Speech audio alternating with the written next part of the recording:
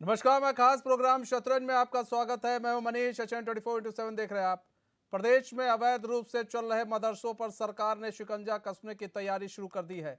4000 से ज्यादा गैर मान्यता प्राप्त मदरसों के खिलाफ कानूनी कार्रवाई की तैयारी है। इन मदरसों में विदेशी फंडिंग हो रही है। मदरसा बोर्ड की परीक्षाएं समाप्त होने के बाद यह कार्रवाई करने की बात कही जा रही है। इस बाबत अल्पसंख्यक कल्याण विभाग अधिकारियों का पुलिस के आला अधिकारियों के साथ भी मंथन हो चुका है। प्रदेश सरकार ने पिछले साल प्रदेश में गैर मान्यता प्राप्त मदरसों का सर्वे कराया था। मुख्यमंत्री योगी आदित्यनाथ की अध्यक्षता में इस बाबत बैठक हुई थी।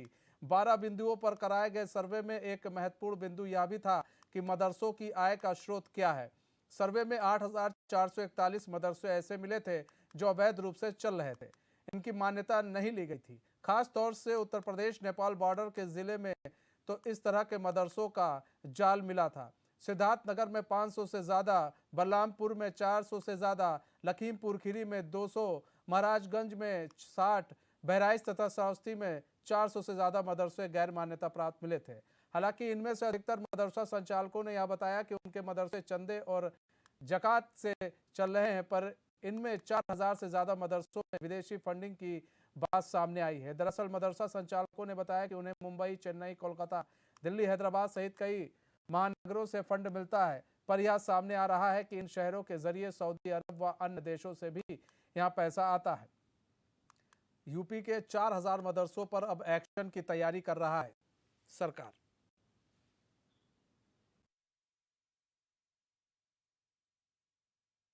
प्रदेश सरकार के द्वारा जो अवैध रूप से प्रदेश के अंदर मदरसे संचालित हो रहे हैं और सरकार ने कहा कि हमने सर्वे कराया था कि इन अवैध मदरसों पर कार्रवाई होगी।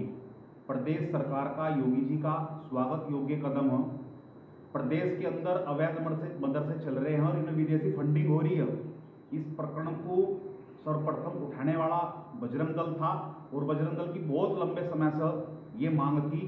सरकार का स्वागत योग्य कदम है। तत्काल सरकार को इन मदरसों पर कार्रवाई करते हुए जितने भी अवैध मदरसे चल रहे हैं, जिन पर अवैध फंडिंग हो रही है, इन सब पर सरकार को बुलडोजर की कार्रवाई करनी चाहिए, क्योंकि देश के लिए, समाज के लिए, राष्ट्र के लिए ये मदरसे और बहुत गलत काम ये कर रहे हैं। और इनकी जो जननी है वो देवबंद का दारुल है, वो भी पूरी तरह से अवैध है। इसलिए देवबंद के दारुल पर भी और कड़ी कार्रवाई होनी चाहिए। हमारे साथ हमारे मेहमान भी जुड़ चुके हैं। अश्वनी शाही जुड़ चुके हैं, भाजपा प्रवक्ता है। स्वामीनाथ जायसवाल कांग्रेस नेता, डीपी यादव सपा नेता हमारे साथ जुड़ चुके हैं। आप सभी मेहमानों का स्वागत है चैन में। सबसे पहले डीपी यादव जी, आपका रुख कर लेते हैं। डीपी यादव जी, देखिए सवाल ये है कि 4000 मदरसों पर अब एक्शन की तैयारी कर रही है सरकार। ये वो मदरसे हैं जिन्हें विदेशी फंडिंग हो रही है। किस तरह से देख रहे हैं सरकार के इस फैसले को?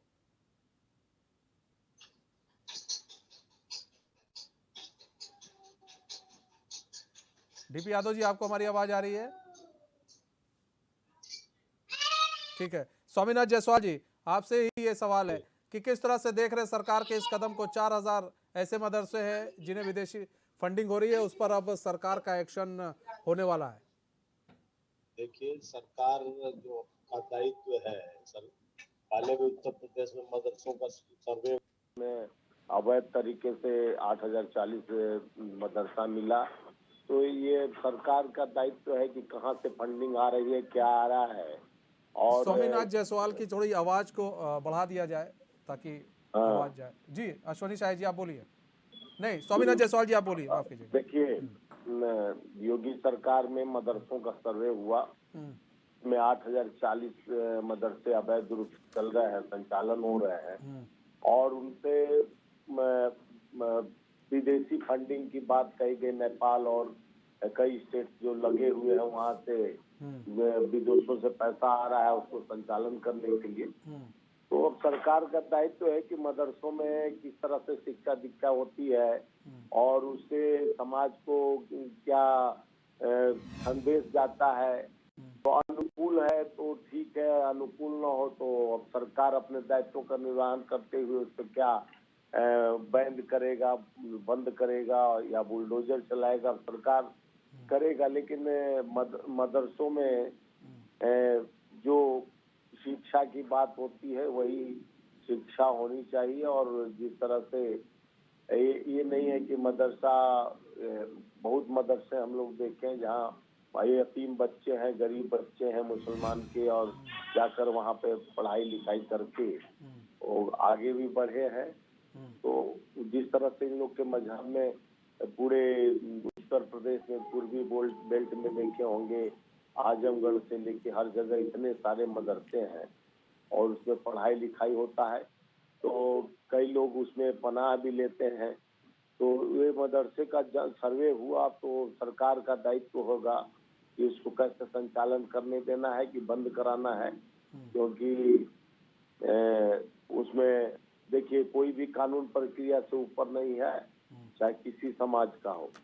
तो कानूनी प्रक्रिया के प्रारूप में जिस तरह से सरकार का दायित्व बनता है, सरकार उसका निर्वहन करेगा, क्योंकि मदरसा एक शिक्षा का स्रोत है उन लोगों का, और बार बार उसको समाज से जोड़कर लोग कहते हैं कि मदरसे में हम अनुशासन, डिसिप्लिन और पढ़ाई और अपने जैसे को भी हम बताते हैं। तो वहाँ तक ठीक है, जो दिल्ली की बात हुई है तो ये कहाँ से आ रहा है, कैसे आ रहा है, क्या प्रारूप है। ठीक है डीपी यादव जी, आपको हमारी आवाज आ रही है? डीपी यादव जी,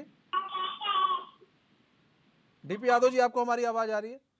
लगता है डीपी यादव से हमारा संपर्क टूट गया। हम दोबारा संपर्क साधने की कोशिश करेंगे।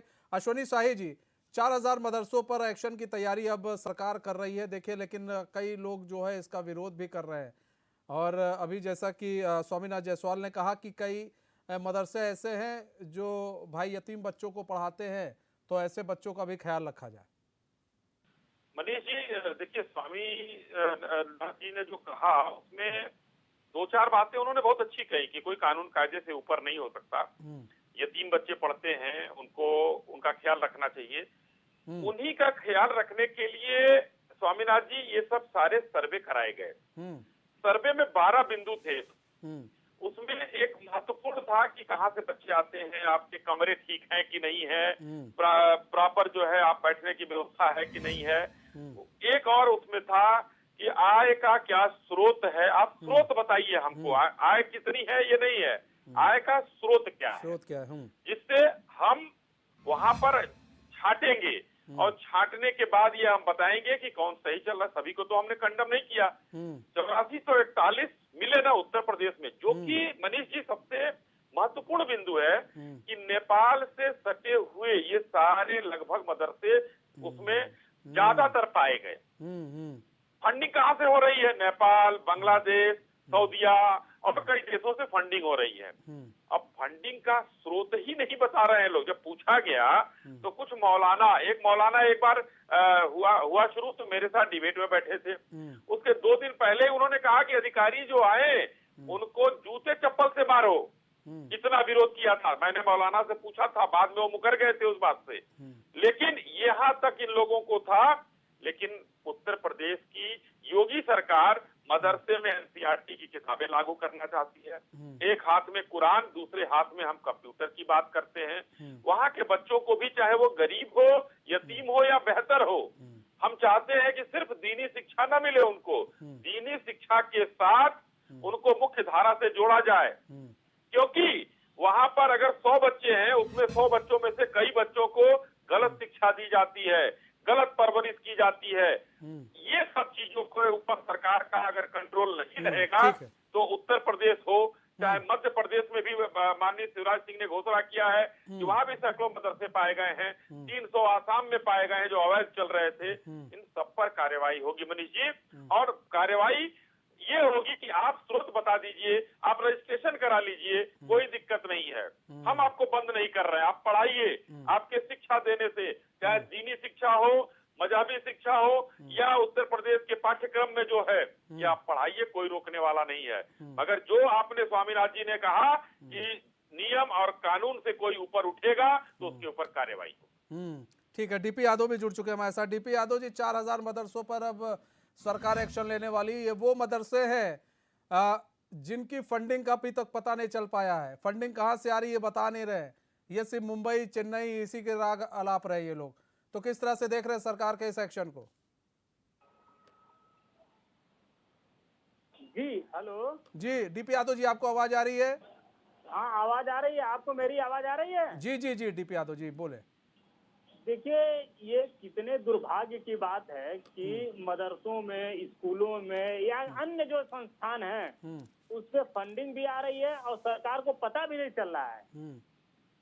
आखिर सरकार की खुफिया एजेंसियां क्या काम कर रही हैं, कैसे वो काम कर रही हैं कि अगर किसी को फंडिंग मिल रही है या कोई किसी प्रकार की सहायता प्राप्त कर रहा है तो सरकार की खुफिया एजेंसियां क्या कर रही हैं, सरकार क्या कर रही है, उसकी मॉनिटरिंग क्यों नहीं कर पा रही है। एक तो होता है सहायता लेना और एक होता है गलत तरीके से सहायता लेना।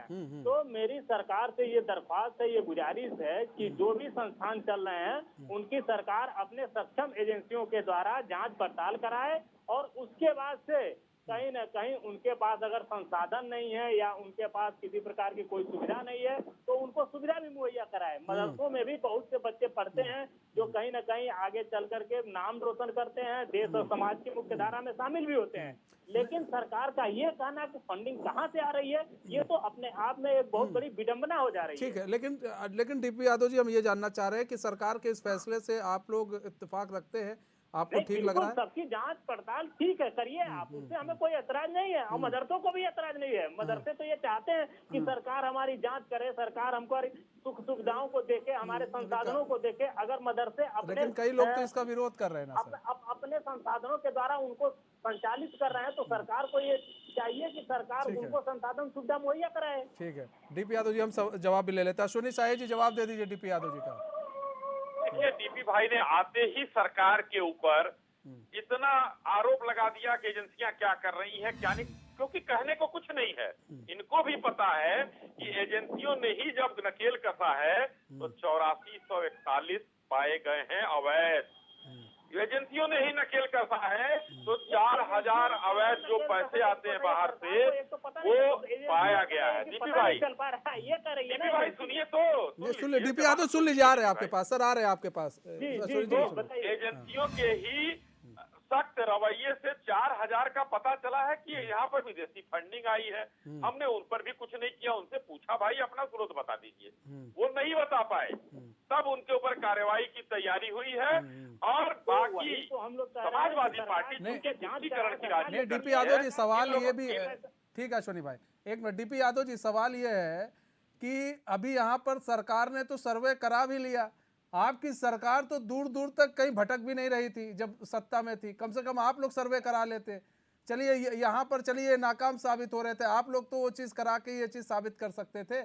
सर्वे तो इन्हीं के सरकार में हुआ है कि इतने अवैध रूप से चल रहे हैं। इसका मतलब आप समझ रहे हैं कि कब से ये मदरसे ये चल रहे थे अवैध रूप से और कब से इनके पास फंडिंग आ रही थी। 6 साल हो गए केंद्र में बैठी हुई सरकार को, 9 साल हो गए, 6 साल और 9 साल कितने दिन हो गए। डबल इंजन की सरकार है, क्या सरकार के पास एजेंसियां नहीं है, पता नहीं कर सकती? तो सरकार ही ने तो पता किया है सर, 8441 मदरसे वो पकड़े गए। ऐतराज नहीं है, सरकार को जांचने चाहिए, सरकार की देख रेख में सारी चीजें होनी चाहिए। लेकिन सरकार अगर किसी को प्रताड़ित करने के उद्देश्य से, परेशान करने के उद्देश्य से करेगी तो फिर ये ठीक है। डीपी यादव जी, किसको प्रताड़ित किया गया? इस प्रताड़ित का बता दिए, किसको प्रताड़ित किया गया? स्वामीनाथ जायसवाल जी भी इसका समर्थन कर रहे हैं, कांग्रेस समर्थन कर रही है। ये बताइए प्रताड़ित किसको किया गया? डीपी यादव जी। जी डीपी भाई, किसको प्रताड़ित कर दिया? नहीं, प्रताड़ित किया जाएगा अगर बार बार, मान लीजिए अगर किसी को बार बार कहा जाएगा कि नहीं आप इस तरह से गलत कर रहे हैं तो सरकार बताए ना, सरकार क्यों नहीं खुफिया एजेंसियां पकड़ पा रही हैं उसकी कि ये कहाँ से आया? भाई सरकारी तो बता रही है डीपी भाई, सरकारी तो सब बता रही है, और कौन बता रहा है? तो सरकार उसमें ये नहीं सरकार बता पा रही है कि इनके पास कहाँ से आया कहाँ से नहीं आया। ठीक है, सरकार को तो सब पता ले लेना चाहिए, पता कर लेना चाहिए। ठीक है अश्विनी भाई, देखिए सवाल ये है कि फंडिंग की बात हो रही है, डीपी यादव कह रहे हैं फंडिंग आ रही है, तो आपको पता नहीं है फंडिंग आ रही है कहाँ से आ रही है। चलिए अब सरकार एजेंसी उस पर जांच कर रही है, लेकिन जो सबसे महत्वपूर्ण सवाल ये है कि ये जो अवैध रूप से मदरसे चल रहे थे, अब इन मदरसों में जिन बच्चों को पढ़ाया गया है उन बच्चों को तालीम किस तरह से दी गई है, ये भी एक जांच का विषय है। अश्विनी शाही जी, इस पर भी जांच होनी चाहिए और क्या बच्चों को तालीम सही दी गई है कि नहीं दी गई है, ये भी देखना चाहिए। बहुत ही महत्वपूर्ण सवाल आपका है और इसका समर्थन मैं करता हूं। लेकिन अभी देखिए यही कुछ ये जांच शुरू जैसे हो रही है, अंदरूनी जांच ये चल रही है। समाजवादी पार्टी को जैसे पता चलेगा तुष्टीकरण की राजनीति में कूद जाएंगे। जवाब नहीं है डीपी यादव के पास, लेकिन ये जरूर कहेंगे एजेंसियां कहा 9 साल वहां हो गया, 6 साल यहाँ हो गया। ये हमको तो लगा ये 15 साल कह देंगे कि 15 साल से ये लोग हैं। तो लेकिन इन्होंने रोक लिया, ब्रेक लगा लिया। मैं इनको बताना चाहूंगा ये हमारे ही सरकार के द्वारा जांच में 4000 अवैध पाए गए और इन अवैध पर कार्रवाई होगी और उनमें पढ़े हुए बच्चों पर कहीं दीनी शिक्षा दी गई तो अच्छी बात है। यूपी उत्तर प्रदेश का पाठ्यक्रम पढ़ाया गया तो अच्छी बात है। अगर कहीं पर कुछ दूसरे कांड हो रहे हैं तो उसकी भी जांच होगी और सभी लोग जेल के सीखों के पीछे होंगे। यही जब सर्वे शुरू हुआ तो समाजवादी पार्टी के लोग मनीष भाई चिल्लाना शुरू कर दिए, क्या जरूरत है सर्वे कराने की। ये लोग पल्लवित और पुष्पित करते रहे। 15,000 से ऊपर रजिस्टर्ड मदरसे हैं तो ये 8,000 8,500 और कहां से चल रहे थे। अगर 15,000 का रजिस्ट्रेशन हो सकता है तो इन 8,500 का भी हो सकता है। लेकिन इन लोगों ने कभी ध्यान नहीं दिया। इनको क्या था, इनको सड़क पर नमाज पढ़ाना था, इनको जो है सड़कों को रोक कर बाधा करनी थी, इनको हज के लिए सब्सिडी और हज हाउस बनाना था क्योंकि तुष्टीकरण करनी थी। तुष्टीकरण की राजनीति भारतीय जनता पार्टी नहीं करती है, हम संतुष्टीकरण की राजनीति करते हैं। इसलिए सबको साथ लेकर चल रहा। हमको उस मदरसों के बच्चों को डॉक्टर और इंजीनियर भी बनाना है। हमको सिर्फ और सिर्फ मौलवी और मौलाना नहीं बनाना है। जिसको मौलवी मौलाना बनना होगा वो बनेगा। हम हिंदू धर्म हो, ईसाई धर्म हो, किसी को वो रोकते हैं कि संस्कृत विद्यालय में न पढ़ो, आप वो कथावाचक न बनो। लेकिन वहां भी एक ये दिया जाता है कि हमारे आय का स्रोत क्या है। जकात पर चल रही है, ठीक है, लेकिन अगर 1,000 रुपए आ गया तो ठीक है जकात, लेकिन वही अगर 100 लाख आ गया तो जकात का हिसाब तो देना पड़ेगा आपको कि कहां से जकात आया, ठीक है, कौन से देश से आया। ठीक है स्वामीनाथ जायसवाल जी, सवाल तो ये भी उठेगा स्वामीनाथ जायसवाल जी, अगर इस पूरे प्रकरण को देखा जाए तो अब यहाँ पर सवाल ये है कि 8,441 जो भी अवैध मदरसे थे उन मदरसों का रजिस्ट्रेशन अगर नहीं हुआ है तो ये कब से संचालित है और अभी तक कितने बच्चों को ये शिक्षा दे चुके हैं। इन सब पर भी अब सरकार को एक पैनी नजर रखने की जरूरत है। और अगर जिस सरकार में हुआ है तो किसके आधार पर इन्होंने वहां पर मदरसा खोला, आखिर कैसे उन्होंने मदरसा खोल लिया, किसने इजाजत दी। मतलब कहीं ना कहीं इस पे नेता, अधिकारी, कई लोग इन्वॉल्व हो जाएंगे। स्वामीनाथ जायसवाल जी। जी देखिए, मदरसा तो जैसे हम लोग का संस्कृत विद्यालय वगैरह चलता है और ये मदरसा वो अपने यानी जैसे इस्लाम के बारे में, लेकिन उसमें का यानी एक प्लेटफॉर्म होना चाहिए। चलता भी है और जगह मैं देखा भी हूँ मदरसों में कि लोग उसमें कंप्यूटर धीरे धीरे आगे बढ़ रहा है। मदरसा से भी निकल के बच्चे बहुत ग्रेजुएट नहीं, मदरसे को तो हाईटेक बनाने की सरकार भी बात कर रही है हम कि उनके हाथ में कह रही है कंप्यूटर हम देना चाह रहे हैं। उसके बाद मदरसा में जो अवैध रूप से चल रहा था किसके सरकार में चल रहा है, सरकार का तो दायित्व है ही है कि पता करना। जब रजिस्ट्रेशन हो जाना आराम से हो सकता है जब, तो उसको शासन के प्रारूप से चलना चाहिए। चाहे कोई भी संस्था, चाहे हमारा विद्यालय हो, संस्कृत विद्यालय हो, चाहे हमारे कोई भी हो, कोई क्यों ना हो, गुरुकुल चल रहा हो, सबको रजिस्ट्रेशन करा के सरकार के अनुकूल मापदंडों में लेकर चलना चाहिए। और रही बात फंडिंग का, तो आरबीआई से ऐसे पैसा जिस तरह से यहाँ पर मदरसों में पहुंचा है, इस जांच का विषय तो बनता है कि कैसे पैसा उन लोगों के पास विदेश से फंडिंग हुआ है, आया है तो किस रूप में आया है, क्या बोल के आया है, कितना आया है, इस पे तो जांच होनी चाहिए कि भाई फंडिंग हो रहा है तो उसको किस मद में जा रहा है, उसका फंडिंग का सही उपयोग हो रहा है कि दुरुपयोग हो रहा है। शासन को पहली नजर रखनी पड़ेगी, सेंट्रल से लेके और आपके यहाँ पर स्टेट गवर्नमेंट। अश्वनी शाही जी, देखिए सर, सवाल आपसे भी यही है कि कब से मदरसे चल रहे हैं, इस पर भी सरकार को देखना होगा कि कितने सालों से मदरसे चल रहे थे और इन मदरसों के जो मदरसे खुले हैं ये मदरसे खुले कैसे अवैध रूप से और कितने बच्चों ने यहाँ पर शिक्षा ली है, मदरसों के अंदर, और बच्चों ने शिक्षा अगर ले ली है तो किस प्रारूप में ली है? क्योंकि भाई जब मदरसे अवैध रूप से चल रहे हैं तो शिक्षा किस तरह से दी जा रही थी, और वो जो बच्चे मदरसे से पढ़कर बाहर निकले हैं फिर वो जहां पर अगर जाते हैं कहीं पर एडमिशन लेने तो उनका एडमिशन कैसे हो जा रहा है? ये जो है देखिए, जांच एक चीज का नहीं होता है, कई बिंदुओं की जांच होती है मनीष जी। जी। और जब कई बिंदुओं की जांच होती है, अभी तक तो ये ही नहीं देखा गया पिछली सरकारों के द्वारा कि मदरसे भी अवैध चल रहे हैं। मदरसे, यही पहला मूल प्रश्न था।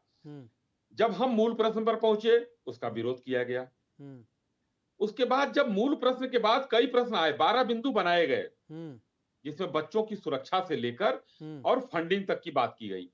और सबसे मजेदार बात ये रही मनीष जी कि मैक्सिमम मदरसों ने जो अवैध चल रहे थे उन्होंने 12 एक पॉइंट जो कि आपकी आय का स्रोत क्या है, उन्होंने एक ही नाम लिया, रटा रटाया, चेन्नई, हमारा यहाँ से आ रहा है, यहाँ से आ रहा है, यहाँ से। हाँ। ये एक जो कॉमन चीज उन लोगों ने बताया।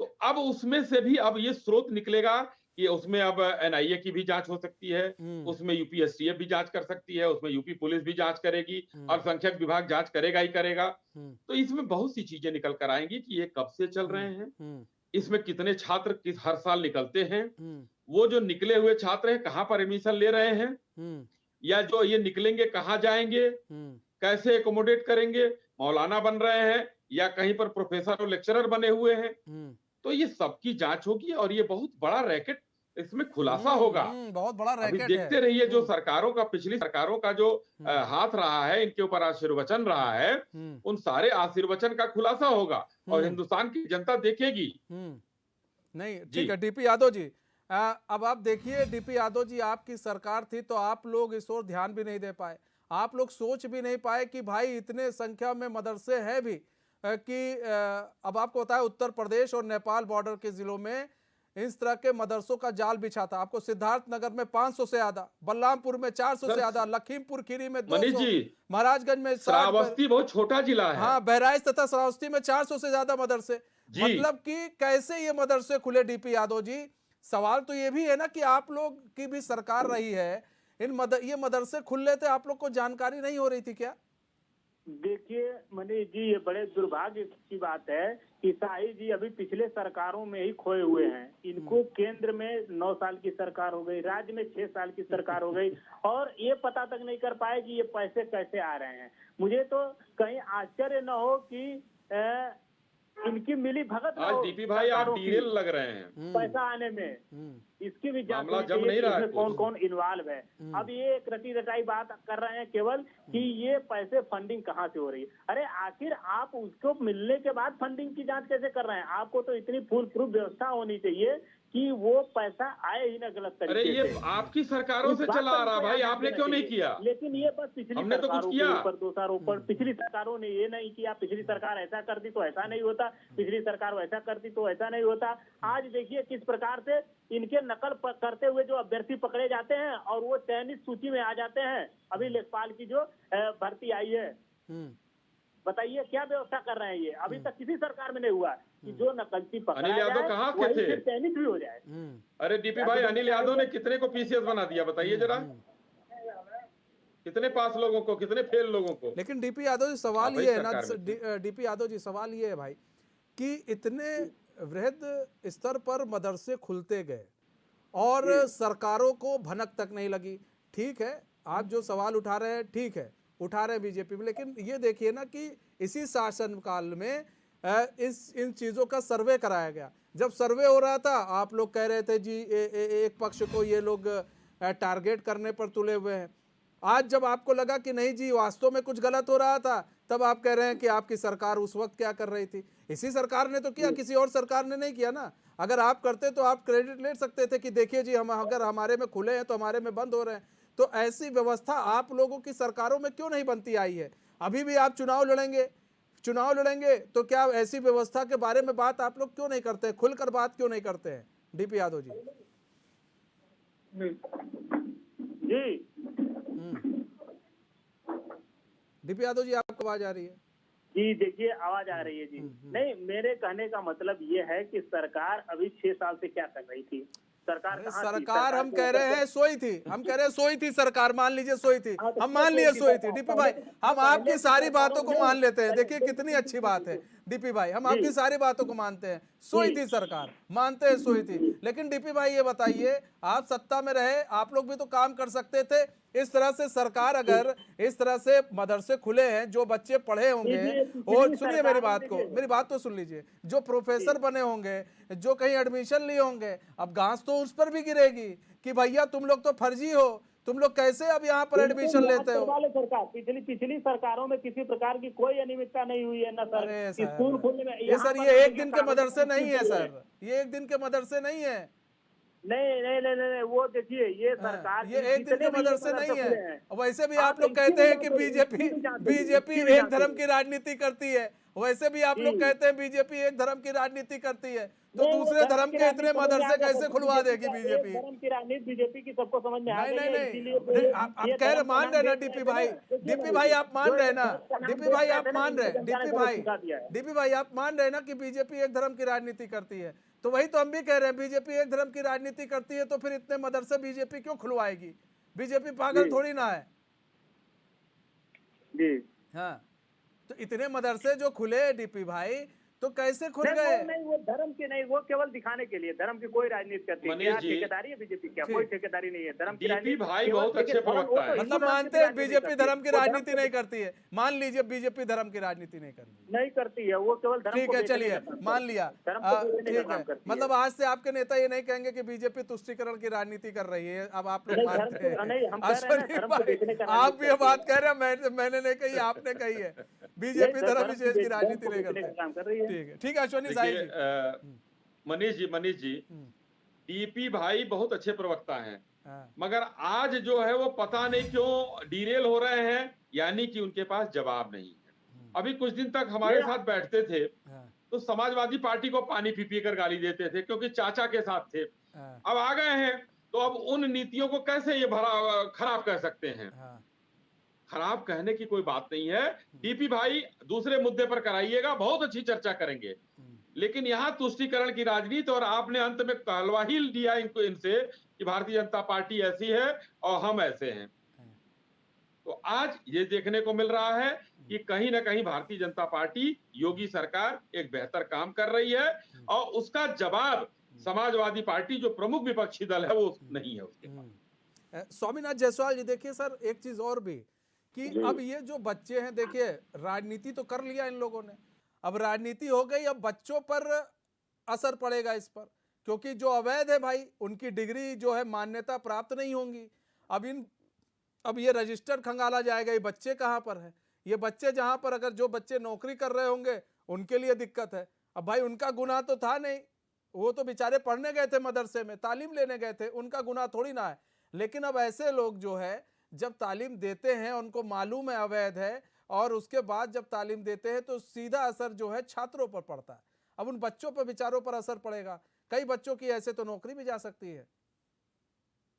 मनीष जी आप बोल रहे हैं जो, लेकिन इतना अवैध तरीके से, जितना 8,000 से ज्यादा अवैध ये मदरसे थे, इस मदरसे में यकीनन बच्चे तालीम ले रहे थे, तो उन लोग अभी कहाँ पे हैं और उनके कितने बच्चे हैं, ये भी अनुपात अभी आना जरूरी है कि कितने बच्चे इसमें बिल्कुल अवैध बिल्कुल हैं। बिल्कुल। जब अवैध है तो अवैध रूप से कितने बच्चे पढ़ रहे हैं, उनका तालीम हुआ तो कहाँ जॉब कर रहे हैं कि नहीं कर रहे हैं, कि घर में बैठे। अब सरकार अपना जिम्मेवारी के साथ इसका भी सर्वे कराए कि ये सब जितने विद्यालय, ये जितने मदरसे ये अवैध रूप से चल रहे थे, तो उसके बच्चे गए कहाँ। क्योंकि जिम्मेवारी ये देखिए प्रशासन की भी जिम्मेवारी है, और इतना दिन से जो शासन प्रशासन चल रहा था, अगर वो पहले एक्शन लेता तो आज ये सर्वे की जरूरत नहीं पड़ती, अनुकूल जैसे चलते रहता। लेकिन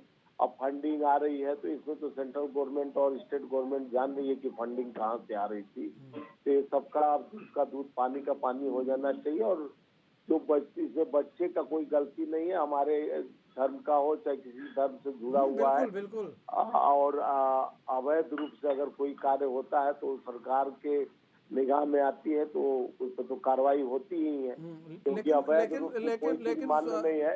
लेकिन किसी स्वामीनाथ भी जायसवाल जी, शासन, खामियाजा बच्चों को ही भुगतना पड़ता है हाँ अंततः, स्टूडेंट हाँ भुगतते हैं। अब देखिए डीपी यादव जी, देखिए मदरसे पे मदरसा खुलवाते चले गए आप लोग, खुलता चला गया मदरसे पे मदरसा, राजनीति होती चली गई। आज जब सामने आ रहा है 4000 ऐसे मदरसे हैं जिनकी बाहर से फंडिंग हो रही है, और जो मदरसे हो सकता है सरकार उनको छूट देकर किसी तरह कर दे, लेकिन इन मदरसों पर तो गाज गिरना तय है। अब 4000 मदरसों में न जाने कितने बच्चे पढ़कर बाहर निकले होंगे, वो कहाँ कहाँ नौकरी कर रहे होंगे। डीपी यादव जी, राजनीति में आप लोग इतने व्यस्त है कि आज उन बच्चों के भविष्य पर सवाल हो गया, उठ खड़ा हुआ है। अब आप बताइए, कोई जवाब मांगेगा तो क्या जवाब देंगे डीपी यादव जी?